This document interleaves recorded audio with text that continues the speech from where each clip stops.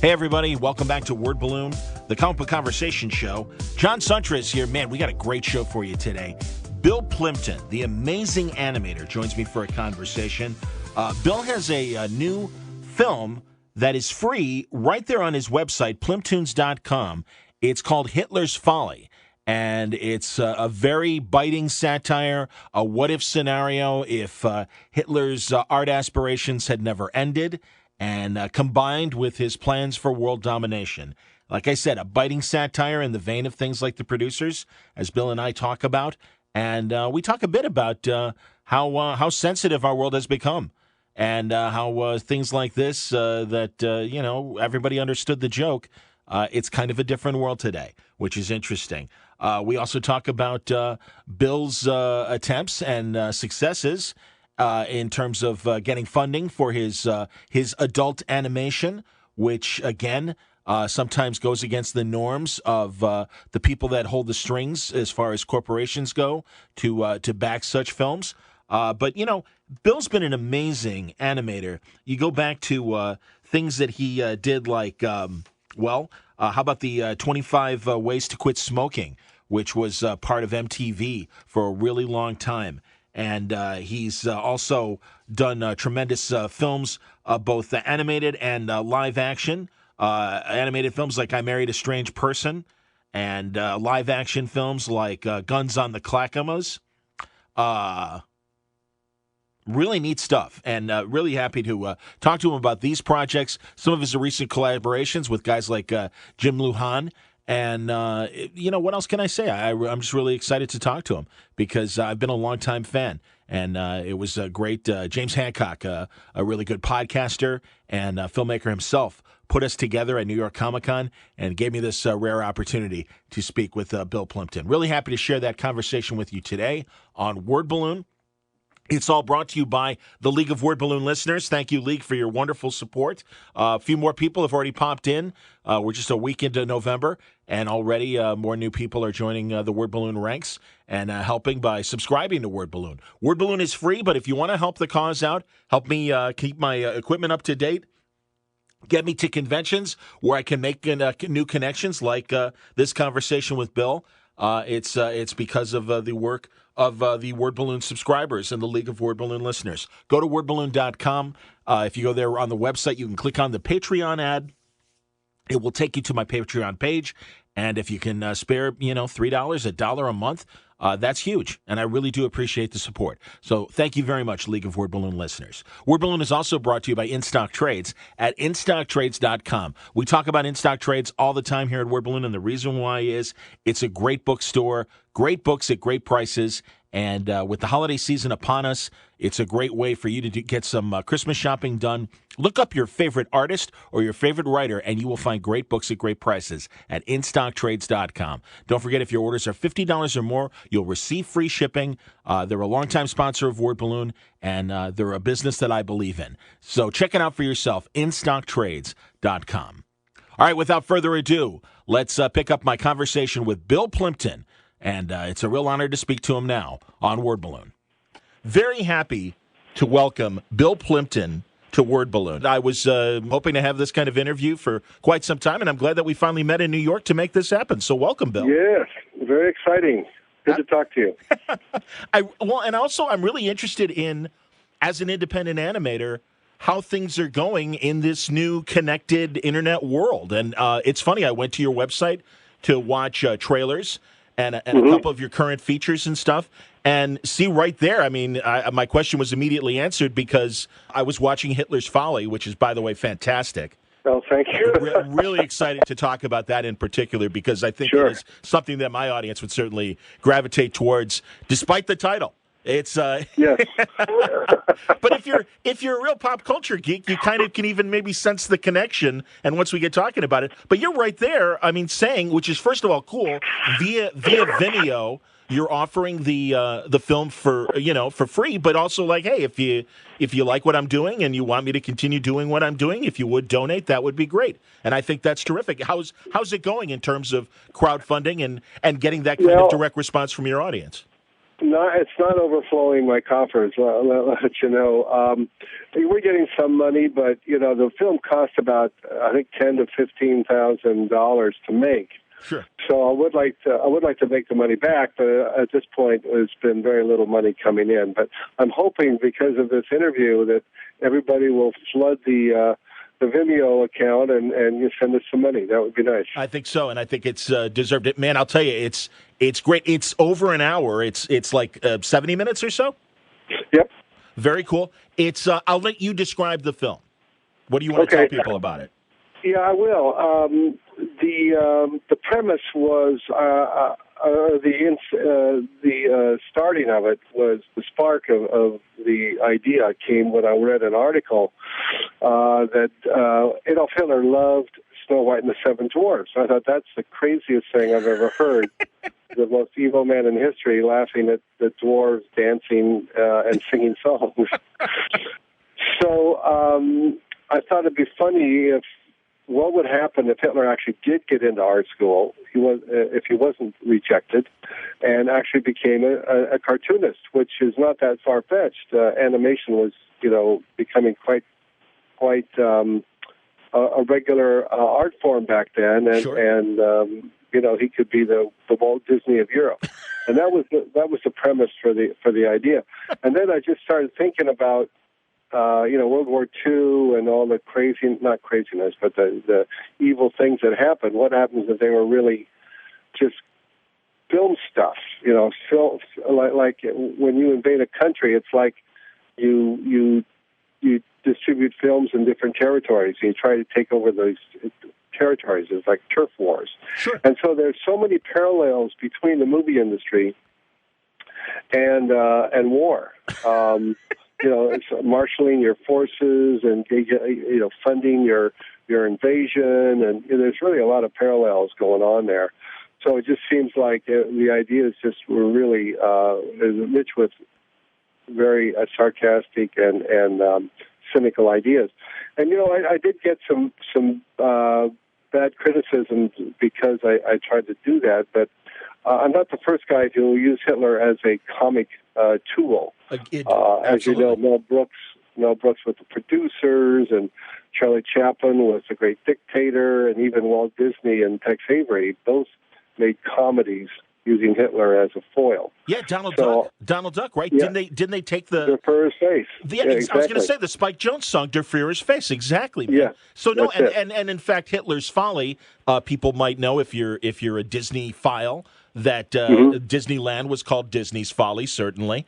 So yeah, right. And beyond, absolutely, man. And no, I see the parallels of Hollywood advancement and soldiers, coming into a town and using publicity kind of to take over a town and get them thinking a certain way. No, honestly, Comic-Con fans and Disney fans will see the joke and I think appreciate the joke. I just had last month Tony Hendra from National Lampoon. Yeah, I know Tony. Yeah, good guy. There you go. And I'm a huge fan of his as well. And, it's weird because you're right. We're living in very sensitive times. And you really do have to step back and go, okay, kids, it's a joke. And I do think, 70 years, I think 70 years ago, being the key here, that maybe Hitler is a little bit easier to kind of, poke at this with the kind of satirical bent that you're intending. And I think you deliver. Yeah. In fact, when Tony Hendra was the editor of National Lampoon, I was doing cartoons for the Lampoon. So we really came from the same kind of, dark humor that I love, that I grew up with. And I remember Lampoon put out a magazine called Hitler's Favorite Cartoons. And I actually had a cartoon in there. So it was, he grew up with loving Hitler too. Well, and it's like, I remember Stan Freberg made a preview commercial for Hogan's Heroes, and he's interviewing Bob Crane, and he's like, "So should we say if you liked World War II, you're going to love Hogan's Heroes?" And even Bob Crane's like, great. "Yeah, maybe not." And again, it's funny because I even heard on a recent comedy podcast them going, "How did they greenlight Hogan's Heroes?" And it's like, well, it wasn't you got to remember that Stalag 17 and The Great Escape. That's right. Those were prisoner of war camps, but they weren't Yeah. the death camps, which obviously was Yeah. not the intent. But they were these officer camps that were Right. kind of the way they were depicted in Stalag 17, where it wasn't. It wasn't the same treatment, as the unfortunate circumstances of not being Aryan pure as they were looking for and everything. But let's get to the funny. Well, let me just say one thing, though. One of my inspirations, one of my favorite stories is the Modest Proposal by, oh my God, what's the writer's name? Who did the Modest Proposal? Jonathan Swift. Oh, okay. And if you recall, it was about eating Irish babies for food. And how much darker can you get? Yeah. And that was a classic of English literature.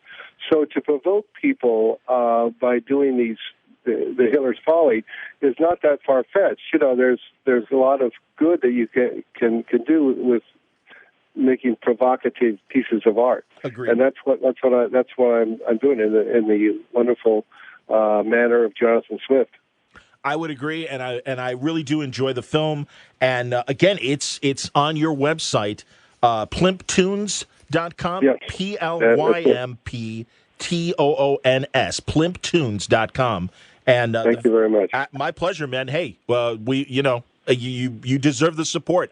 As I said, I'm a fan. I remember 25. Is it 25 ways on how to stop smoking? 25 ways. That's it. Yeah, I think that's the first time I became aware of your animation. And that was on MTV for years. I mean, they rebought it every year, and it was a real godsend because it was such a popular film. Well, I was that first wave of the MTV generation, so yeah, man, I was watching that stuff, and yeah, it's great. I mean, and there you go. There's another great way, and it's very violent. In some ways, very violent depictions of people smoking and what could happen, but it's funny as hell. And I'm interested because I'm going to talk about some of your other movies as well. Sure. Has your drawing style changed? Because that is kind of my classic idea of your style of art. Is that version? And in fact, I think I told you. And again, I always forget the Syrian president's name. But I always thought his face. Assad. Yes, Anwar Assad. I think President Assad, looks like a Bill Plympton cartoon to me. He is. He really is a caricature. I would love to caricature him. He's such a goofy, kind of a nerd. He looks like a nerd. I mean, he got that tiny mouth and the big nose. I would love to draw him. But to answer your question about my style, I've been drawing that way for almost 30 to 40 years. And it hasn't changed so much. However, I have used different techniques. I've developed different techniques over the years. For example, on some films I use a ballpoint pen, which I love. I love ballpoint pen.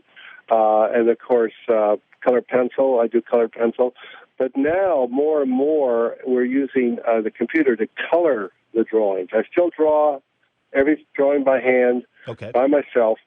But the computer has helped us speed up the process and made it a lot cheaper. When I was starting out, almost 75% of my budget went to the technology, the big rostrum cameras and the film labs and the processing and all that. It was very expensive. Now maybe 10%, maybe less, 5% goes to the technology. And that gives us more money to spend on the artists and the people who actually create the film. So I'm very happy for the digital revolution. Not only that, it helps me with my distribution to get on the internet and on the websites, and that has really helped spread the Plympton name and the Plympton style of animation. That's excellent. Are there what kind of conventional platforms are still willing to take your work? Like you said, you had the MTV deal, which was for terrific basic cable and stuff. Are there not only the traditional ones, but also I know that you've got a film on Netflix that we're going to talk about, Cheatin'. Yeah, but also theatrically, I'm still showing in movie theaters. Excellent. There's a wonderful program that comes out called the Oscar Shorts, Oscar-nominated shorts. Sure.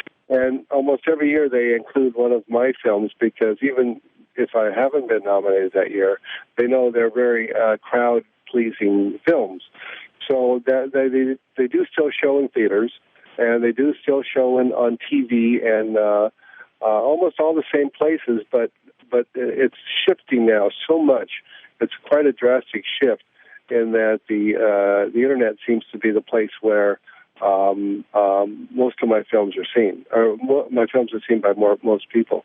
I see. I understand. Are you still doing illustration as well as animation? You know, we mentioned National Lampoon, and I know certainly when you went to New York initially, you were doing a lot of magazine stuff. I mean, and advertising kind of animation, or I should say illustration as well. Is that still viable in this? Yeah, it is. I don't do it so much. Maybe one or two pieces a year. It's not really something that I pursue, but if a job comes in and it looks like a fun job, I will do an illustration, like a poster for a film festival or something like that, a product. I may do a product design, but mostly it's all film now, and that's the way I like it.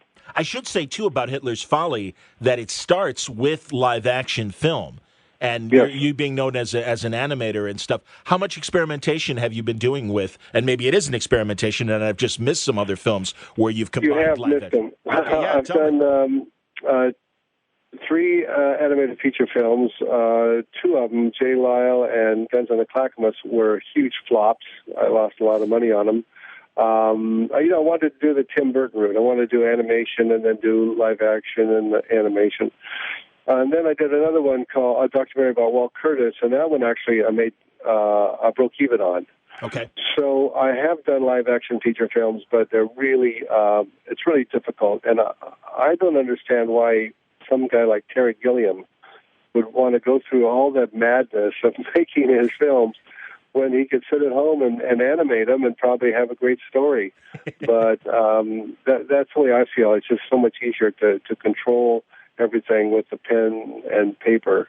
You don't have any crazy weather situations or actors having fits or, just there's so many unpredictable elements in making a live action film that they all disappear when you do animation, and that's why I love animation, or one of the reasons I love animation.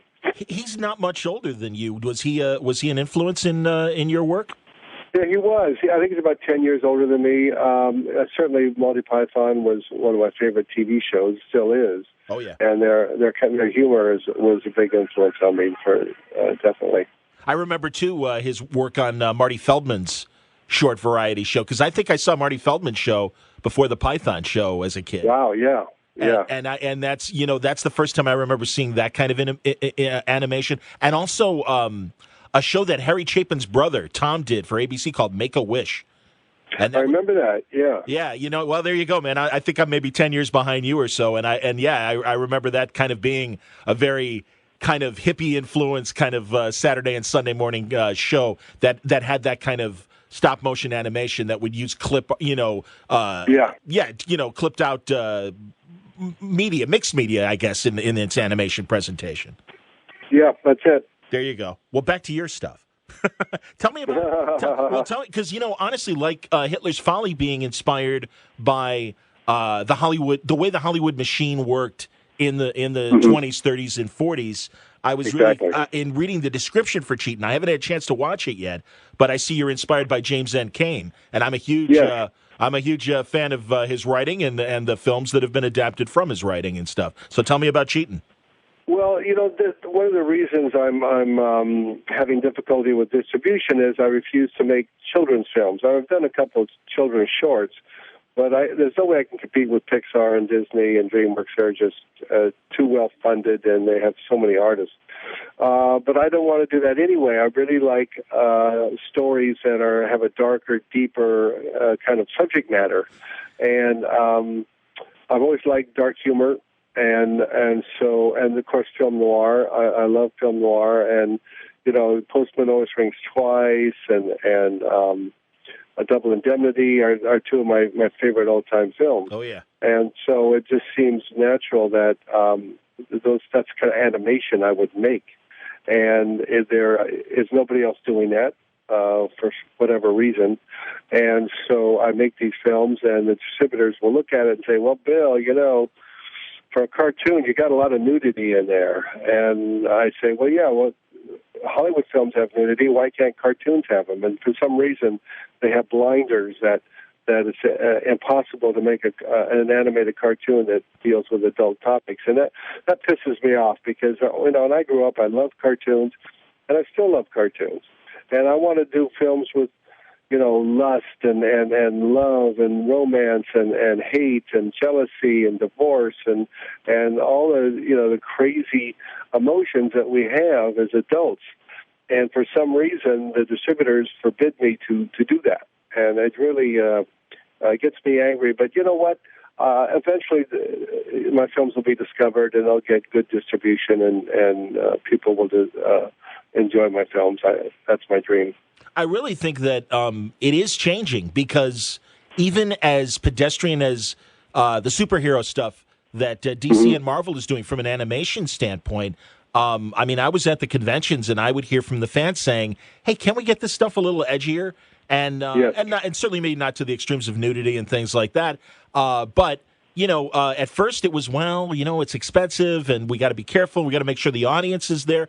And they've slowly been pushing towards more PG-13 and R-rated cartoons. Now, I know, too, 30 years ago, you had something like Heavy Metal that had that pastiche of different animation styles, and there was nudity and stuff. But I really do think, and also certainly with anime, Japanese animation. And Ralph Bakshi, too. Ralph Bakshi did a lot of that stuff. Absolutely. But for some reason, it stopped. I don't know why. It just stopped. Yeah, I think the mores of the time, because I asked Tony Hendras the same thing, because it seemed like satirical comedy in the mid-'80s. Suddenly, there was just this kind of the political correct movement, I think, maybe pushed away from that. And like you said, too, I think maybe distributors just got gun-shy and worried that the audience may not be there. But luckily, with these internet platforms and stuff, you're kind of getting around that obstacle and getting your stuff out. That's a godsend. Yeah, people like Hulu and Netflix and Amazon. But Sausage Party was a huge hit. I think distributors will take notice of that film showed that there was an audience for animation that dealt with adult ideas and racy topics. So hopefully, like you say, that they're changing their minds slowly. Yeah, and I also is it Revengeance?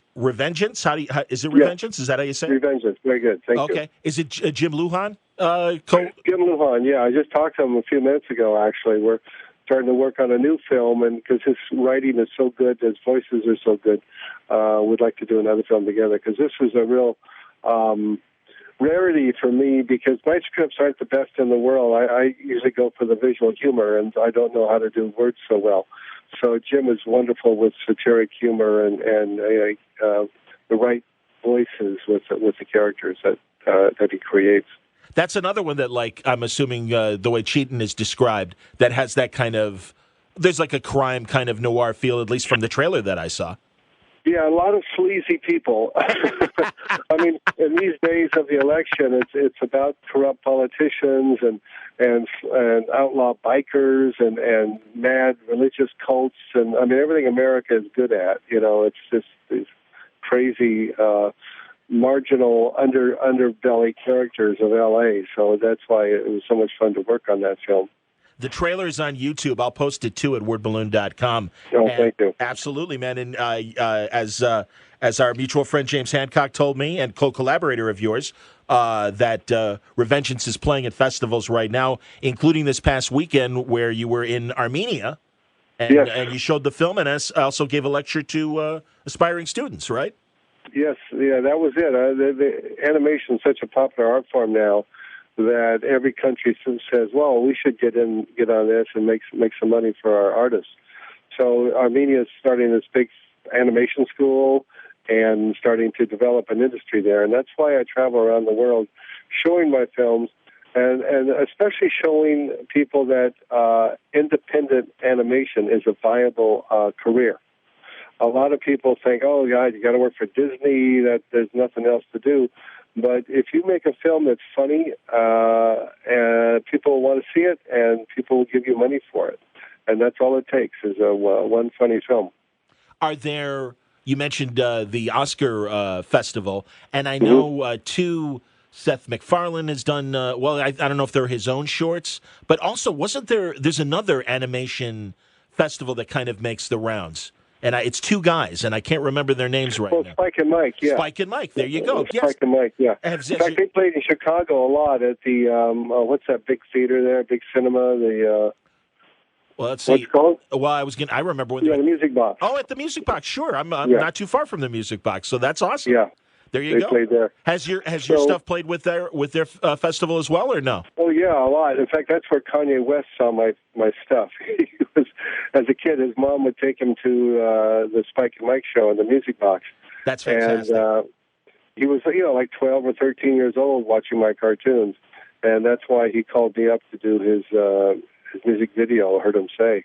That's fantastic. Wow. I didn't realize you had done that video. That's cool. I haven't seen the video, I got to be honest, but that's really great. Are they, that's the thing. Are you getting, Jim Lujan obviously comes from animation and comic books as well. And 12-Ounce Mouse, isn't that his thing that he did for Adult Swim? Maybe. What was this, 12-Ounce Mouse? Yeah, was that Jim's? I don't know if that was Jim's Adult Swim thing, or I'm thinking of another animator. No, he never did anything for Adult Swim. At least I don't think so. He never told me. But he does a lot of stuff on the internet that's quite amazing. It's not great animation simply because he doesn't have the money to hire animators. But the characters are so rich in character and so sleazy and so dark and so twisted that it's totally amazing, totally funny. So again, I point to him and Don Hertzfeld as people who are doing independent animation and making money out of it. That's excellent. Are you finding, are young collaborators coming to you, or are you discovering people on your own and saying, oh, I want to work with that guy, I like what he's doing, or her, I like what she's doing? A lot, yeah. A lot of people want to work at my studio. Unfortunately, it's a very tiny studio. We have about 6 people. Sure. And right now we're in between films, so there's no real work. But, people come and they have a good portfolio and they're really like my twisted sense of humor. I will bring them in. We did have 3 people who quit rather than work on the Hitler film. They felt that it was too, too offensive, I guess, for them to work on it. So that's what happens. I'm not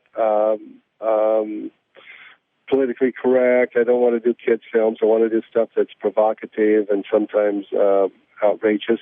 Absolutely, and, very, very twisted, and that's the kind of stuff I do. Now, you know something? I respect the people that, disagree and maybe are too sensitive. But no, we want this stuff out there, and it's good to be provocative. And I think it is good to be provocative with humor.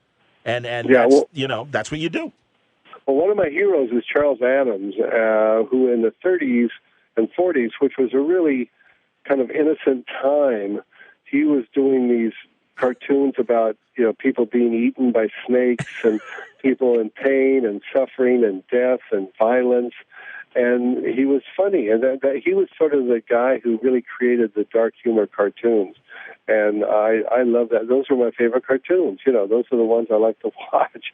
I don't know why. It's a kinky personality that wants to see humor out of people's suffering, but there's something international, something universal about that. I don't know what. Maybe you can explain it. Why people love to see other people suffer. Well, that's the basis of all humor. It's a guy slipping on a banana peel and smashing his head in the cement. Well, yeah. Why do people laugh at that? That's what Mel Brooks said. He goes, if it happens to me, it's a tragedy. If it happens to the guy across the street, it's a comedy. Yeah, I know.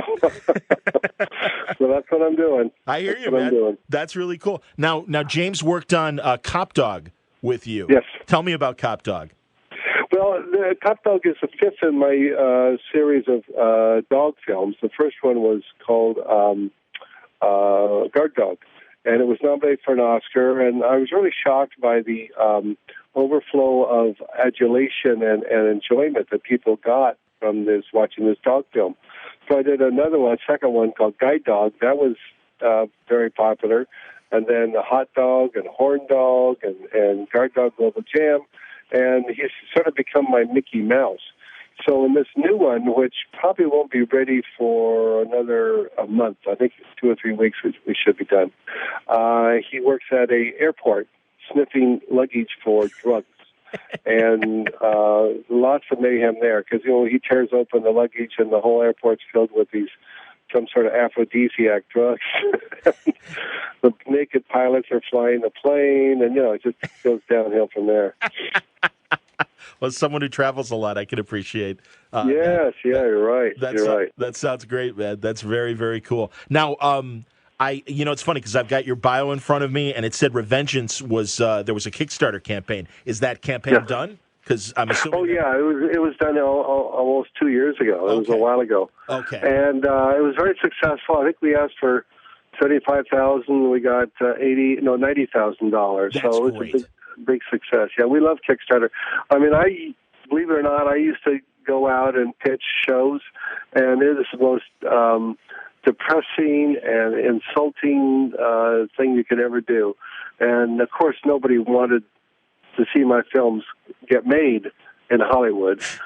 So I just felt like, why not just go to my fans, people who really like my work.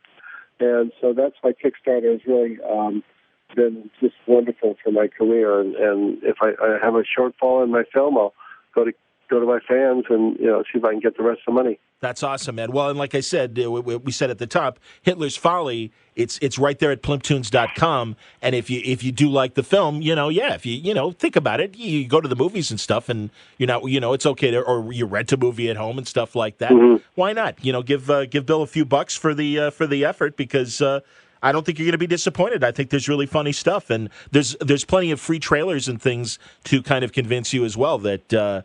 If you don't know Bill's work, guy knows what he's doing. It's interesting. Ralph Bashke, I just had him on a couple years ago. Now that I think about it was 3 years ago. And his last amanimation thing, that was his first time really using crowdfunding and stuff. Is there, amongst animators, do you guys talk in terms of, do you share tips? I mean, you're not, you're in competition per se, but not really. I mean, you're all individual voices, and you certainly want this to be a thriving industry and stuff. But in terms of crowdfunding, are you even in your speeches to the young independent animators and stuff? Are you telling them about crowdfunding as well? Absolutely. It's one big happy family. There's not a lot of competition. Excuse me. So, if people ask me about, Kickstarter or Indiegogo, take your time, Bill. If you need to swallow some water or something, feel free. I got water here myself. Can I get some water? Can you give me some water, please? Yeah, let's take a second, man. You can take a break for a minute. That's all right. Okay, wait. Take your time, man. I really appreciate this. This has been a great conversation. Go ahead. You got water? Yeah. But yeah, while we're off the record for a second, no, it's great, man. Hitler's Folly, very, very funny. Well, one of the issues, the reason why I can't charge money for it, is that a lot of the images that I show are not copyrighted, and it's a documentary, so there's up to 1,000 images. I see. Okay. And some of them have Walt Disney in them. Some of them have Mickey Mouse. Sure. Donald Duck, and so I don't want to pay a lawyer $10,000 to search out the ownership of these images and photos. It's that there's just not a budget for it. I understand.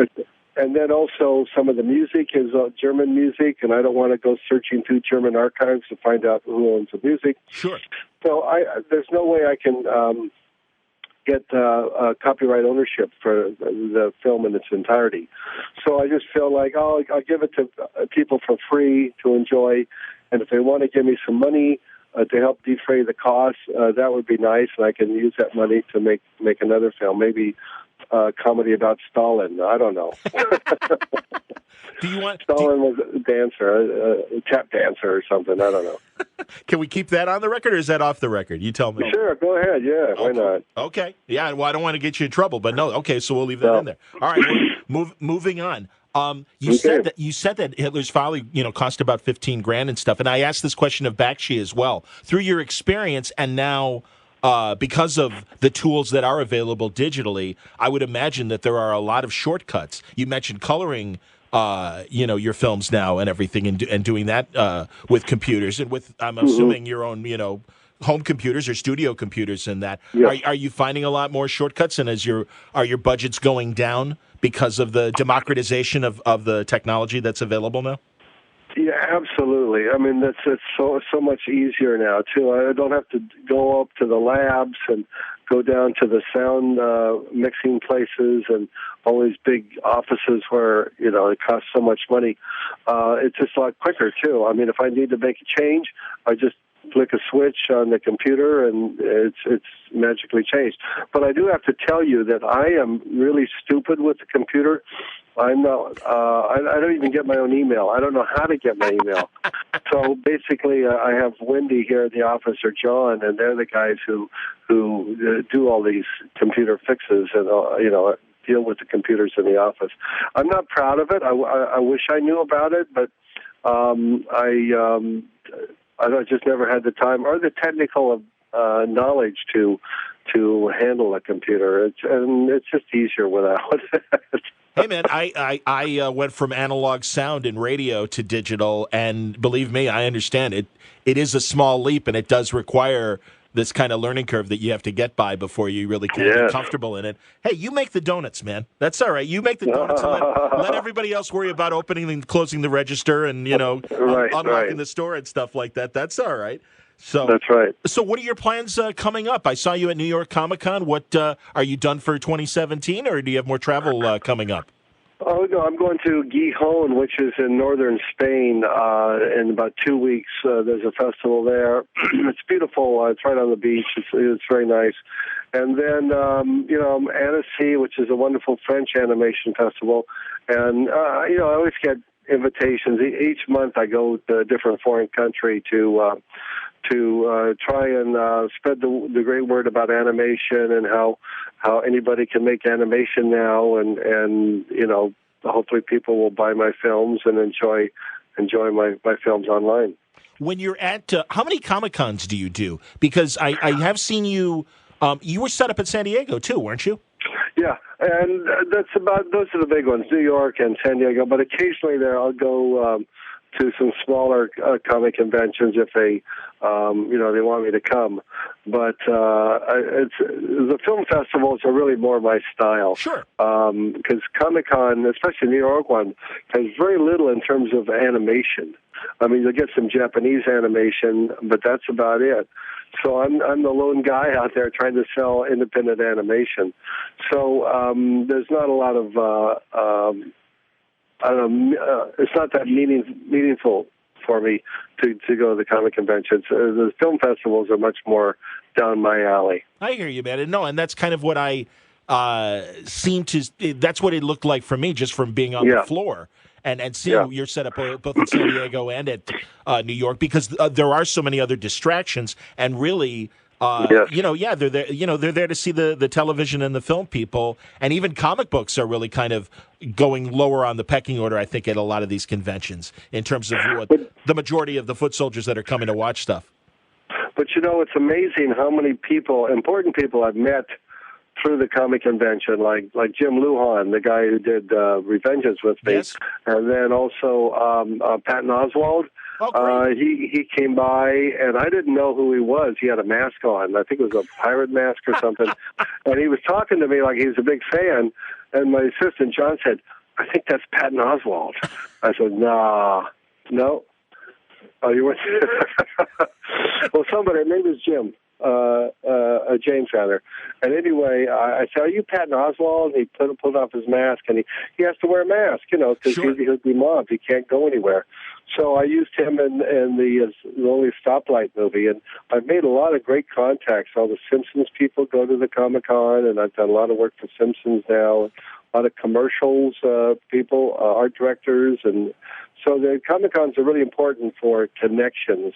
I mean, I don't get rich on them, but they are really important for business. That's excellent. I'm glad you mentioned your Simpsons work, because I was watching your highlight reel from 2 years ago, or 2015, I guess. And it had some really had some great Simpsons, very dark Simpsons images of grown-up Lisa and a very shocked Marge. So what is that from? What is that from? One of the opens, one of the cold opens, or? Yeah, they did these things called couch gags. I don't know when they started those, but they've asked many other animators to do them. They're only like 30 seconds, 40 seconds at the beginning, but they've had John Crisalucci did one, Yes. and Banksy did one, Yes.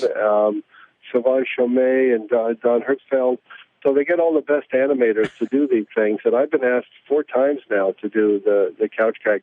I actually was friends with Matt Groening's dad. His name is Homer, believe it or not, and in Oregon, because I'm from Oregon, and I met Matt through his dad, and so I've known Matt since he was, in high school.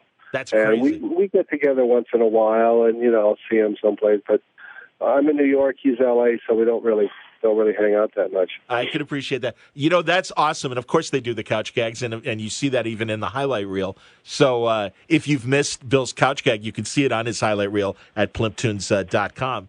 When you come into Chicago, man, I'd love to sit down with you and talk more at some point. I know, that's so interesting. Just today I said, we got to enter Revengeance at the Chicago Film Festival. So if it gets in, I will definitely be out there checking it out. Do you know when the festival is? I think it's springtime. No, actually, it just wrapped up in October. It's usually perfect then. Yeah, this is the time to really try and get in for 2017. So yes. Oh, that'd be great. I certainly hope that happens, and I think through James, I will stay in touch with you. Hey, I hope you'll come back when you. Yeah, I loved it. You really know a lot about the culture, so I'm very impressed. Oh, that's very nice. I genuinely appreciate that, and thank you for the body of work that has been fun to watch these many years. And keep it up, man. I'm really glad you're finding that's great, because literally my first thought was, I got to ask him. In this current environment with crowdfunding, what are you doing? Right. And right there, you are right there. So again, support Hitler's Folly and really Bill's productions in general. Go to plymptons.com, and you will get the directions how to do that stuff, and you get this great free movie that is right there for you. And I'm telling you, it's going to be. You got something, you want to do something on a Friday night or a Saturday night. This is a nice way to spend an hour or so watching this very funny movie, Hitler's Folly, and we look forward to Revengeance and the Cop Dog short and some other great stuff coming from Bill Plympton. I appreciate the time today, sir. Thank you. Well, thank you. And if you come to New York, stop by the studio. Oh, it'd be my pleasure. Thank you. Okay. Man, I got to take him up on that. That would be fantastic. I'd love to visit the Plympton studios and check it out. Go to his website, Plymptons, and watch Hitler's Folly, and check out the trailers for some of the other Bill animated projects that are in the works. And I think you're going to be very pleased, because he's got our sense of humor, our type of sense of humor. It was a real pleasure talking to Bill Plympton. And thanks again, James Hancock, for putting that together. I really do appreciate it. James is a host of the podcast Wrong Reel, a great hardcore movie podcast, and I want to thank him again for putting me and Bill together. And you should follow him on Twitter, because he has very funny things to say. So that'll do it for today's episode of Word Balloon. Thanks for listening. Again, brought to you by InStock Trades at InStockTrades.com, where great deals are waiting for you at InStock Trades on trade paperbacks, hardcovers, absolute editions, omnibus editions, essentials. If it's about comics, you'll find it at InStockTrades.com. Your favorite writers, your favorite artists, doing great books, graphic novels at unbelievable prices. Don't forget, if your orders are $50 or more, you'll receive free shipping. You'll find out more if you go to their website, InStockTrades.com.